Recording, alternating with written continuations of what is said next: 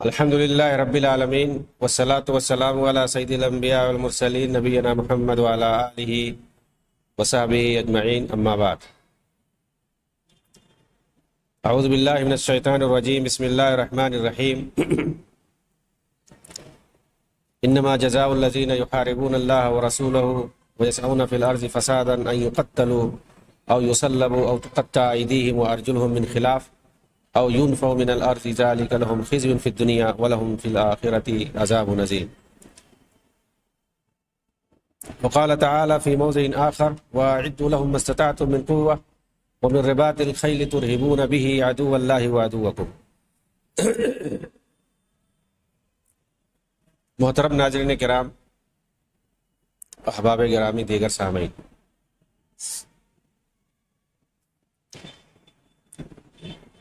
اخوانی جماعت اور خودکش بمباری کے موضوع پر گفتگو چل رہی ہے۔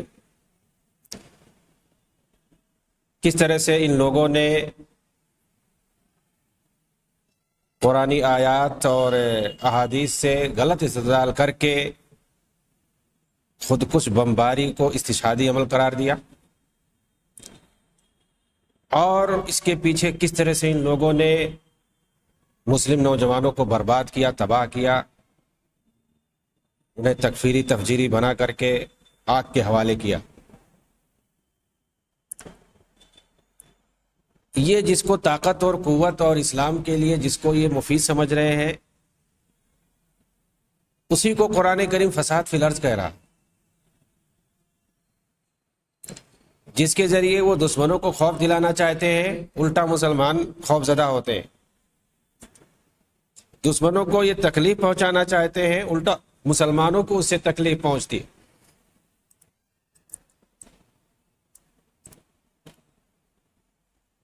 ان لوگوں نے کئی اس طرح سے دلیلیں بنائی کہ صحابہ کرام دشمنوں کی صف میں گھس کر کے لڑتے تھے اور جان دے دیتے تھے۔ صحابہ نے کبھی یہ سوچا ہی نہیں ہوگا کہ کبھی کوئی میرے بعد ایسا بھی آئے گا جو کمزوری کے عالم میں طاقت کے توازن کو سوچے بغیر خودکشی کر کے خود کو ہلاکت میں ڈال لے گا۔ صحابہ نے بھی کمزوری کے عالم میں لڑنے کی خواہش ظاہر کی تھی، لیکن آپ نے اس موقع پر کیا کہا؟ انہیں صبر دلانے کی کوشش کی، صبر کی تلقین کی۔ خباب بن ارت رضی اللہ تعالیٰ عنہ کی روایت مشہور ہے صحیح بخاری کے اندر اور صحیح مسلم کے اندر، کہ مکہ کے اندر آ کر کے کس طرح سے انہوں نے شکایت کی۔ جو کفار قریش مسلمانوں کو تکلیف پہنچا رہے تھے، لیکن اللہ کے رسول نے کیا کہا؟ صبر کرنے کے لیے کہا، یہاں تک کہ اگر تکلیف بڑھ جائے تو اپنا گھر مکان چھوڑ دو، حبشہ کی طرف ہجرت کر کے چلے آئے، مدینہ کی طرف ہجرت کر کے چلے آئے۔ آپ نے انہیں خود کچھ بمباری کے لیے نہیں کہا۔ علامہ ابن تیمیہ نے لکھا ہے، وَكَانَ حَدِيُ النَّبِيِّ صلی اللہ علیہ وسلم مع الكفار وقت الضعف المسالمہ وترک المقاتلہ، یعنی نبی اکرم صلی اللہ علیہ وسلم کمزوری کے وقت کافروں کے ساتھ مصالحت سے کام لے کر لڑائی نہیں کرتے تھے۔ اسی کو ابن قیم رحمہ اللہ نے عون المعبود کی شرح میں لکھا ہے کہ هذا موضع يغلط فيه كثير من قاصر العلم يحتجون بعموم نص على حكم ويغفلون عن عمل صاحب الشریعہ۔ بہت سے کم فہم لوگ حدیثوں کی عمومیت سے استدلال کر کے دھوکہ کھا جاتے ہیں، کیونکہ وہ صاحب شریعت کے عمل کو نہیں دیکھتے کہ اسی نے اپنے عمل سے کس طرح اس قول کی وضاحت کی ہے، دھوکہ کھا جاتے ہیں۔ یہاں بھی حدیث کے اندر معاملہ اسی طرح کا کہ نبی اکرم صلی اللہ علیہ وسلم اور صحابہ کرام کی زندگی سے اور ان کے عمل سے سمجھا جا سکتا ہے کہ ان میں سے کسی نے بھی آج کل کے داعشی خودکش بمباروں کی طرح خود کو ہلاکت میں نہیں ڈالا ہے۔ بلکہ کمزوری کے وقت مکہ کے اندر کسی کو دھوکے سے قتل بھی نہیں کیا ہے کہ ہمارا بڑا دشمن ہے اس کو دھوکے سے قتل کر دیتے، اور نہ ہی اس کی اجازت دی یہاں تک کہ مدینہ ہجرت کر کے چلے آئے، اور پھر یہاں آنے کے بعد جہاد کی اجازت ملی، اور اس کے بعد طاقت جب ہو گئی تو دشمنوں پر حملہ کیا، وار کیا، چاہے اہل مکہ کے قافلوں پر حملہ کرنا ہو یا بعض یہودیوں کو قتل کرنے کا حکم دینا ہو۔ وہ طاقت ملنے کے بعد، اجتماعیت ہونے کے بعد، اور پھر اجازت ملنے کے بعد،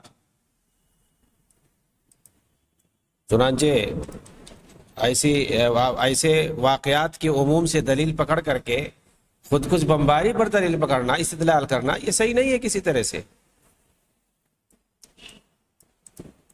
یہ اپنی سے خود کش بمباری کو ثابت کرتے ہوئے ابن حزم کی جو کتاب ہے المحلہ، بہت مشہور کتاب، جلد نمبر 5 صفحہ 344 میں ایک روایت انہوں نے نقل کی ہے، اس سے یہ لوگ استدلال کرتے ہیں۔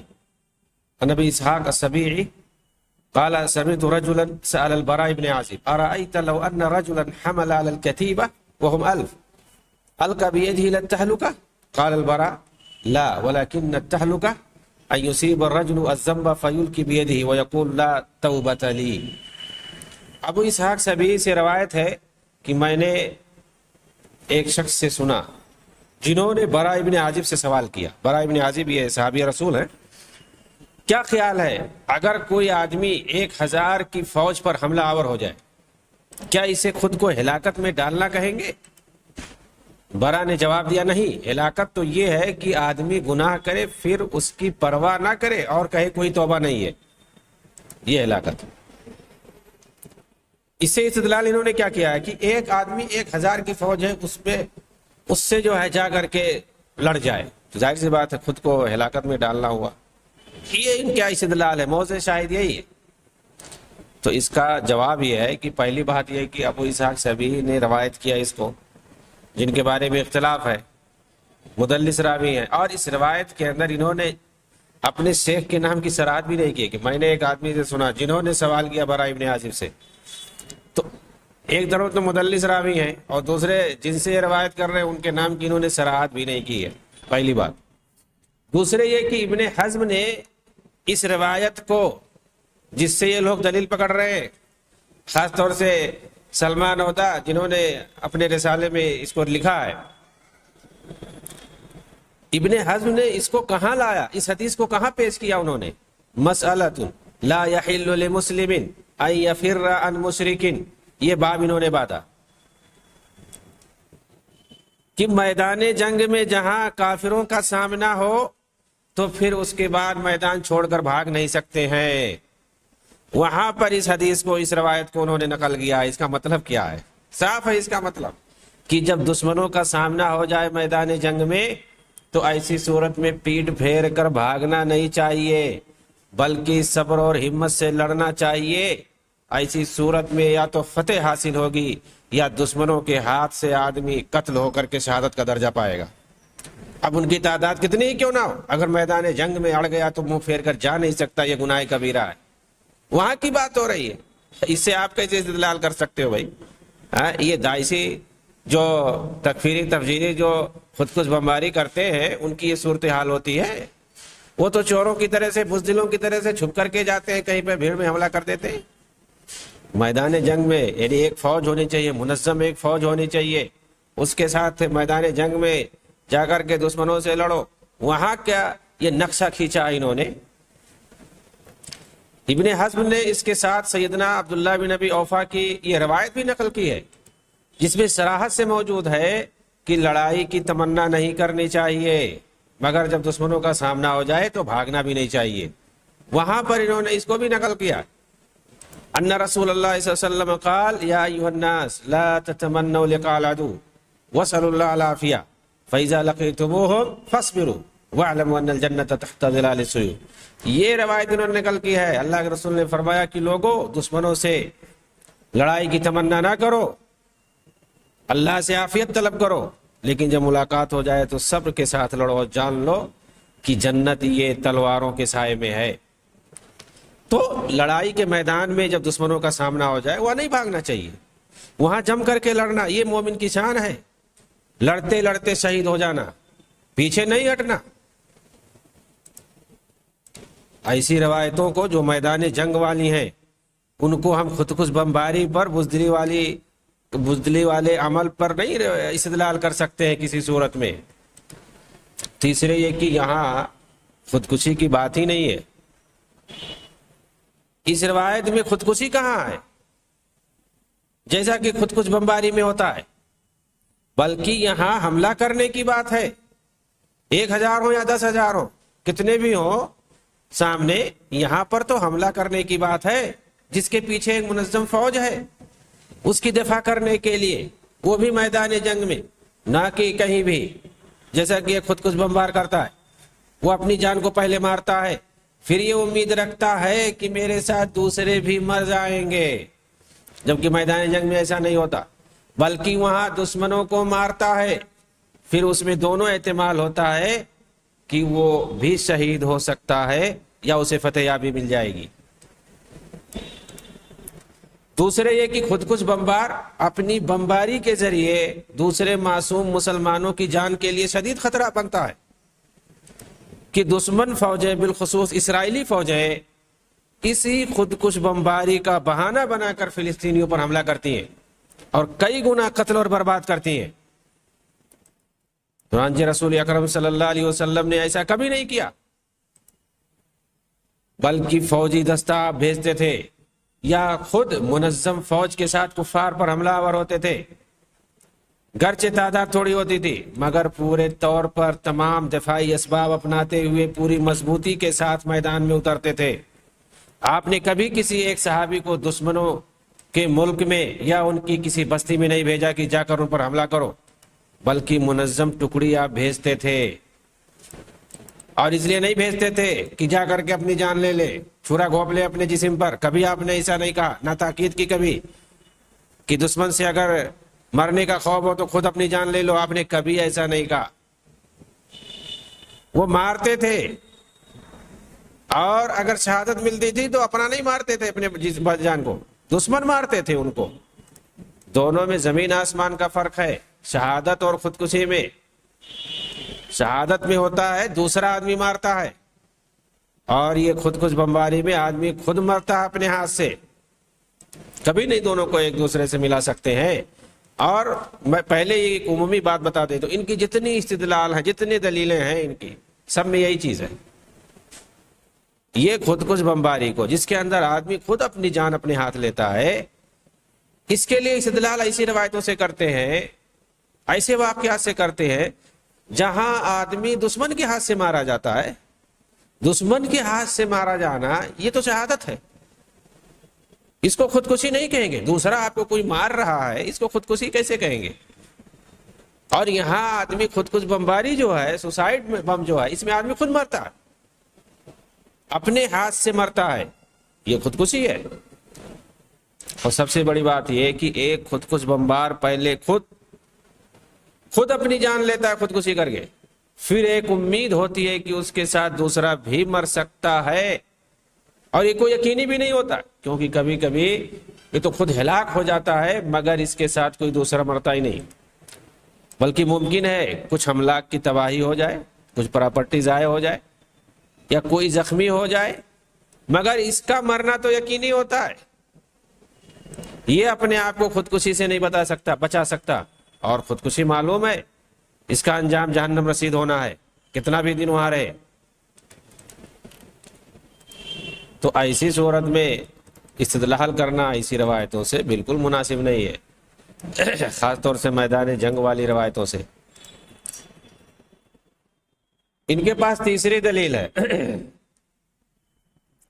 سنن ترمذی کی ایک بڑی سی حدیث ہے، 2972 نمبر حدیث، ان اسلم ابی عمران انتجیبی قال كنا بمدينة الروم فأخرجوا إلينا صفا عظيما من الروم فخرج إليه من المسلمين مثلهم وأكثر، وعلى أهل مصر عقبة بن عامر، وعلى الجماعة فضالة بن أبي، فحمل رجل من المسلمين على صف الروم حتى دخل فيه فصاح الناس وقالوا سبحان الله يلقي بيده إلى التحلقة.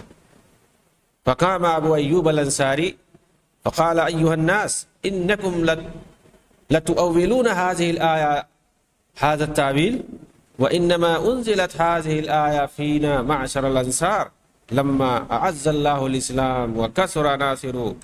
فقال بعضنا لبعض سرا دون رسول الله صلى الله عليه وسلم إن أموالنا قد ضاعت وإن الله قد أعز الإسلام وكثر ناصره فلو وقمنا في أموالنا فأصلحنا ما ضاع منها. فأنزل الله تعالى على نبيه صلى الله عليه وسلم يرد علينا ما قلنا وأنفقوا في سبيل الله ولا تلقوا بأيديكم إلى التهلكة. فكانت التهلكة الإقامة على الأموال وإصلاحها وتركنا الغزو. فما زال أبو أيوب شاخصا في سبيل الله حتى دفن بأرض الروم. اسلم ابو عمران تجھے بھی کہتے ہیں کہ ہم روم کے شہر میں تھے، رومیوں کی ایک بڑی جماعت ہم پر حملہ آور ہونے کے لیے نکلی تو مسلمان بھی انہی جیسی بلکہ ان سے بھی زیادہ تعداد میں ان کے مقابلے کے لیے نکلے. مقابلہ ہو رہا ہے برابر برابر کا، بلکہ کہہ رہے ہیں کہ ان سے زیادہ تعداد میں نکلے مقابلے کے لیے. عقبہ بن عامر رضی اللہ تعالیٰ عنہ اہل مصر کے گورنر تھے جو، اور فضالہ بن عبید رضی اللہ تعالیٰ عنہ فوج کے سپہ سالار تھے. ایک مسلمان رومی صف پر حملہ آور ہو گیا، ایک مسلمان رومی صف پر گیا، حملہ آور ہو گیا، یعنی دشمنوں کے صف پر، اور اتنا زبردست حملہ کیا کہ ان کے اندر گھس گیا. لوگ چیخ پڑے، کہنے لگے سبحان اللہ، اللہ پاک برتر ہے، اس نے تو خود ہی کو اپنے آپ کو ہلاکت میں جھونک دیا. یہ سن کر ابو ایوب انصاری رضی اللہ تعالیٰ عنہ کھڑے ہو گئے اور کہا لوگوں تم اس آیت کی تعویل یہ کرتے ہو، یعنی جو قرآن کے اندر ہے وَلَا تُلْقُوا بِأَيْدِيكُمْ إِلَى التَّهْلُكَةِ، اس کو یہاں جنگ پر فٹ کر رہے ہو. یہ آیت تو ہم انصار کے بارے میں اتری ہے، جب اللہ نے اسلام کو طاقت دی اور اس کے مددگار بڑھ گئے تو ہم میں سے بعض لوگوں نے رسول اکرم صلی اللہ علیہ وسلم سے چھپ کر کے رازداری سے آپس میں کہا کہ ہمارے مال برباد ہو گئے، یعنی ہماری کھیتی باڑیاں تباہ ہو گئی ہیں، اللہ نے اب اسلام کو طاقت اور قوت دے دی ہے، اس کے حمایتی اور مددگار بڑھ گئے، اب اگر ہم اپنے کاروبار اور کھیتی باڑی کی طرف متوجہ ہو جاتے تو جو نقصان ہو گیا ہے اس کی کمی پوری ہو جاتی. چنانچہ ہم میں سے جن لوگوں نے یہ بات کہی تھی اس کے رد میں اللہ تعالیٰ نے اپنے نبی کے اوپر یہ آیت کریمہ نازل فرمائی تھی وَأَنفِقُوا فِي سَبِيلِ اللَّهِ وَلَا تُلْقُوا بِأَيْدِيكُمْ إِلَى التَّهْلُكَةِ، اللہ کی راہ میں خرچ کرو اور اپنے ہاتھوں کو ہلاکت میں نہ ڈالو. تو ہلاکت یہی تھی کہ مالی حالت کو سدھارنے کی جد و جہد میں لگا جائے اور جہاد کو چھوڑ دیا جائے. یہی وجہ تھی کہ ابو ایوب انصاری رضی اللہ تعالیٰ عنہ ہمیشہ اللہ کی راہ میں جہاد کی ایک علامت اور ہدف کی حیثیت اختیار کر گئے تھے، یہاں تک کہ سرزمین روم میں مدفون ہوئے. سنن نبی داؤد کی بھی یہی روایت. تو اس روایت سے انہوں نے استدلال کیا ہے کہ کس طرح سے ایک شخص دشمنوں کی فوج میں گھس گیا. یہ ان کا موضع شاہد ہے. تو یہاں وہی جواب ہے کہ اس روایت میں خودکشی کا جواز نہیں ملتا، کیونکہ یہاں ساتھ میں پوری ایک منظم فوج ہے اس کے دفاع کے لیے، اور پھر اس کا مرنا یقینی نہیں ہے گرچہ دشمنوں کی فوج میں گھسا ہے، کیونکہ وہ تلوار کے ساتھ گھسا ہے، ساز و سامان کے ساتھ گھسا ہے. دوسرے یہ کہ یہ خودکشی نہیں کرتا، یعنی اپنی جان خود سے نہیں لیتا ہے، بلکہ یہ دشمنوں کو مارنے کے لیے جاتا ہے، اور وہاں پر یہ احتمال رہتا ہے کہ اسے بھی دشمن مار دے، اور یہ تو شہادت ہے نہ کہ خودکشی. خودکشی کو شہادت کیسے کہیں گے جو تنہا جا کر کے اپنی جان مار دیتا ہے؟ پلس اس کے پیچھے کوئی منظم فوج بھی نہیں ہوتی جس کی وجہ سے دشمن فوج مسلم بستیوں پر بے رحمی سے حملہ کرے اور سینکڑوں بلکہ کبھی کبھی ہزاروں معصوم جانوں کو مار دیتی ہے اور بستی کی بستی تباہ کر دیتی ہے، اور اس کا سبب یہی خود کش بمبار ہوتا ہے جو خود اپنی جان گنواتا ہے اور اپنے ساتھ ہزاروں معصوموں کو مرواتا ہے، جس میں کبھی کبھی دشمنوں کا کچھ بھی نقصان نہیں ہوتا ہے۔ وہ نکلتا ہے، جوش میں آتا ہے، اس کو پمپنگ کر دیا جاتا ہے، برین واش کر دیا جاتا ہے، نکل جاتا ہے دشمنوں کی سرزمین میں اور وہاں جا کر کے خود کو بم سے اڑا لیتا ہے، کوئی نہیں مرتا ہے۔ اس کے علاوہ کبھی کبھی تو پراپرٹی بھی ضائع نہیں ہوتی، لیکن دشمن اسی کا بہانہ بنا کر کے مسلم بستیوں پر حملہ کرتا ہے، میزائل برساتا ہے، گھروں کو تباہ کر دیتا ہے، کتنی جانیں ضائع ہو جاتی ہیں اس بمبار کی وجہ سے۔ اس لیے اس طرح کی حدیثوں سے استدلال نہیں کر سکتے ہیں خود کش بمباری کے لیے، اور ایسے گھناونے عمل کو استشہادی عمل نہیں کہہ سکتے ہیں۔ اور ان کے پاس دلیل ہے، چوتھی دلیل مشہور واقعہ ہے جنگ یمامہ۔ حضرت عمر رضی اللہ تعالیٰ عنہ کے دور میں قبیلہ بنو حنیفہ، مسیلمہ کذاب جس کا نام سنا ہوگا آپ سب نے، جس نے نبوت کا دعویٰ کیا تھا، بہت سارے مرتدین اس کے ساتھ ہو گئے تھے، اس کو نبی مان بیٹھے تھے۔ تو جو مرتدین کے خلاف لڑائی چل رہی تھی بہت طویل ہو گئی، جنگ یمامہ کا وقت تھا، اس کا ایک بہت بڑا باغ تھا، حدیقۃ الموت، حدیقۃ الرحمن وہ کہا کرتا تھا اسے۔ اسی میں جا کر کے وہ قلعہ بند ہو گیا۔ جب مسلمانوں نے اسے گھیرا، بہت سارے صحابہ اس میں شہید ہوئے۔ اس میں ایک واقعہ بیان کیا جاتا ہے کہ براء ابن عازب رضی اللہ تعالیٰ عنہ، جب وہ لوگ قلعہ بند ہو گئے حدیقہ کے اندر، تو انہوں نے درخواست کیا کہ مجھے ڈھالوں سے اٹھا کر کے کسی طرح سے اس میں پھینک دیا جائے، قلعے کے اندر گیٹ کے پاس، اور میں مزاحمت کر کے جا کر کے گیٹ کھولنے کی کوشش کروں گا۔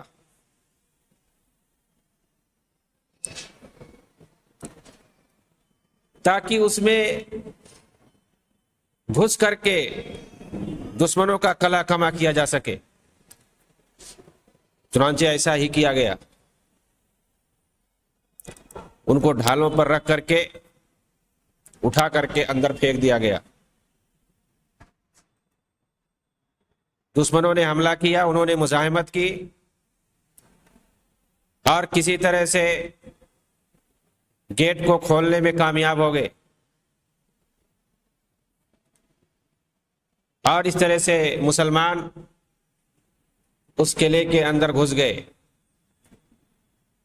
اور جا کر کے تمام دشمنوں کا صفایا کر دیا۔ لڑائی ہوئی، زبردست لڑائی ہوئی، اندر بہت سارے مسلمان بھی شہید ہوئے۔ وحشی بن حرب نے نشانہ دیکھ کر کے مسیلمہ کذاب کو مار دیا نیزے سے۔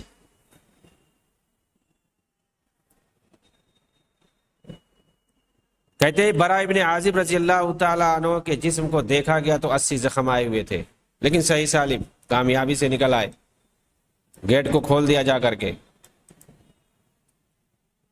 کمانڈر اس وقت جو تھے خالد بن ولید رضی اللہ تعالیٰ عنہ، ان کے علاج کے لیے ایک شخص کو متعین کر دیا، بڑی بہادری کا کام انہوں نے کیا تھا۔ ابن عبد البر نے اس روایت کو استیاب کے اندر، ابن المبارک نے کتاب الجہاد کے اندر، امام طبری نے تاریخ طبری وغیرہ میں، اور تاریخ کی بہت ساری کتابوں میں یہ واقعہ منقول ہے۔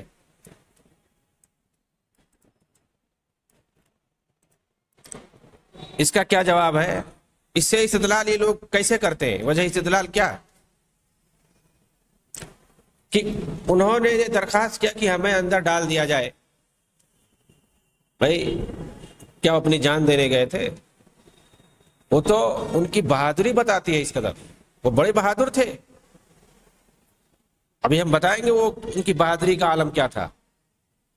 اسے تو ان کی بہادری کا پتہ چلتا ہے کہ وہ بہادر تھے. انہوں نے کہا، ہمت کیا کہ ہم ایسا کر سکتے ہیں. بس یہ ہے کہ دشمنوں کا کچھ سامنا ہوگا، مزاحمت کر لیں گے اور کسی طرح سے گیٹ کھول دیں گے. اور یہی کیا انہوں نے. یہ کہتے ہیں دشمنوں کے اندر انہوں نے اپنے آپ کو ڈال دیا. اور یہ استشہادی عمل کرتے ہیں، ان کا کام یہی ہوتا.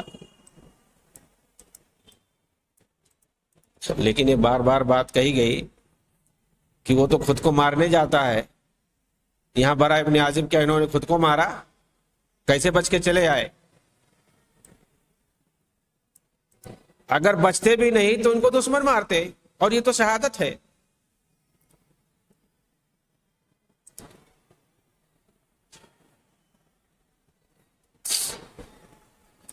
خود یہ واقعہ جو بتایا جاتا ہے برا ابن عازب رضی اللہ تعالیٰ عنہ کے بارے میں کہ ان کو اندر ڈال دیا گیا تھا، اس پر کافی اختلاف ہے کہ کیا یہ واقعہ صحیح ہے یا نہیں صحیح ہے.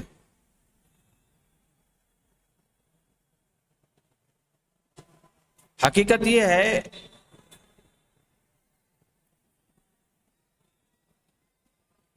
کہ روایتوں کے جو اصول ہے اس اصول کے مطابق یہ صحیح نہیں ہے. اس پر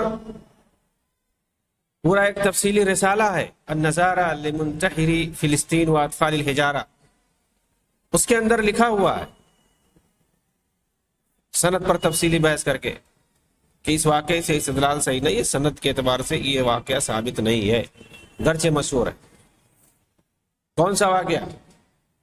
یہی واقعہ کہ مطلب ان کو ڈھال پر بیٹھا کر کے اندر پھینکا گیا تھا، یہ واقعہ.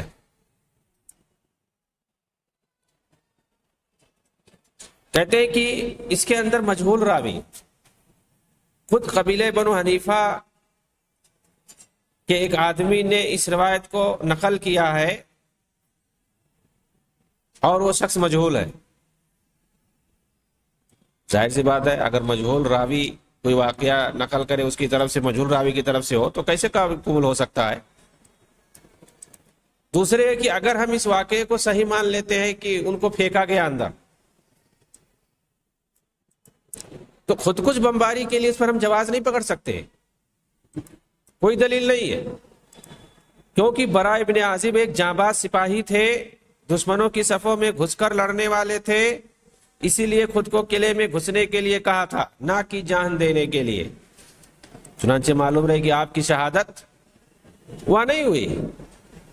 آپ کی شہادت تستر کی جنگ میں ہوئی تھی جب فارسیوں سے لڑائی کر رہے تھے، اور ان فارسی مجوسیوں کے سردار جو تھا ہرمزان، اس سے آمنے سامنے مقابلہ کر رہے تھے. کیا یہ داعشی اس طرح دو بدو مقابلہ کے لیے آمنے سامنے آ سکتے ہیں؟ کبھی نہیں. اور یہ کہ برا ابن عازب کو اپنی ہلاکت کا یقین نہیں تھا، اور یہی ہوا بھی، جبکہ خود کچھ بمبار کے لیے ہلاکت یقینی ہوتی ہے.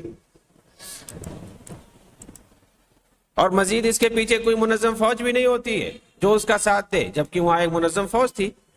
سیدنا خالد بن ولید رضی اللہ تعالیٰ عنہ کی قیادت میں، جو گیٹ کھلتے ہی اندر داخل ہو گئے اور مرتدین کا کام تمام کر دیا. وحشی بن حرب نے اسی جنگ میں مسلمہ کذاب کو قتل کیا تھا. چنانچہ اسلام کے اندر شرعی جہاد ہے طاقت کے بقدر، تاکہ کلمہ توحید کی سربلندی ہو، نہ کہ خودکشی کر کے مسلمانوں کی مزید تباہی کا باعث بنا جائے.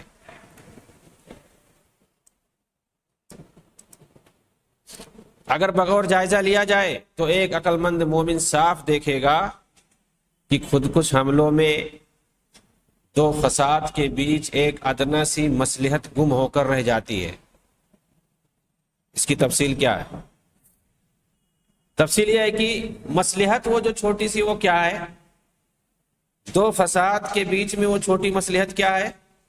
کہ دشمن کا کچھ نہ کچھ نقصان ہو. یہ ایک مصلحت ہے چھوٹی سی. اور دو فساد کیا ہے؟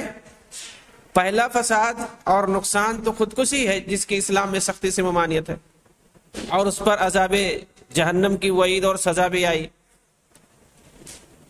دوسرا فساد اور بگاڑ اس خودکش بمباری کے نتیجے میں دشمن فوج کا بے تحاشا مسلمانوں کا جانی مالی نقصان پہنچانا۔ اب آپ خود سوچیں کہ دشمن کا تھوڑا سا نقصان پہنچانے کے چکر میں اپنی آخرت تباہ کرتے ہیں یہ خودکشی کر کے، اور دوسری طرف اپنے پیچھے پوری تباہی چھوڑ کر جاتے ہیں یہ تکفیری داعشی۔ تو اس سے آپ اندازہ لگا سکتے ہیں کہ ایک معمولی مصلحت جو کوئی ضروری بھی نہیں کہ وہ پوری ہو جائے، اس کی خاطر یہ لوگ دو تباہی مول لیتے ہیں، اپنی آخرت برباد کرتے ہیں اور اپنے پیچھے دوسرے مسلمانوں کے لیے بھی تباہی کا سبب بنتے ہیں، اور پھر اپنی عقل پر ماتم کرتے ہیں۔ اللہ تعالیٰ ایسے داعشیوں، خارجیوں اور تکفیریوں سے بچائے۔ آمین۔ وآخر دعوانا ان الحمد للہ رب العالمین۔ والسلام علیکم ورحمۃ اللہ وبرکاتہ۔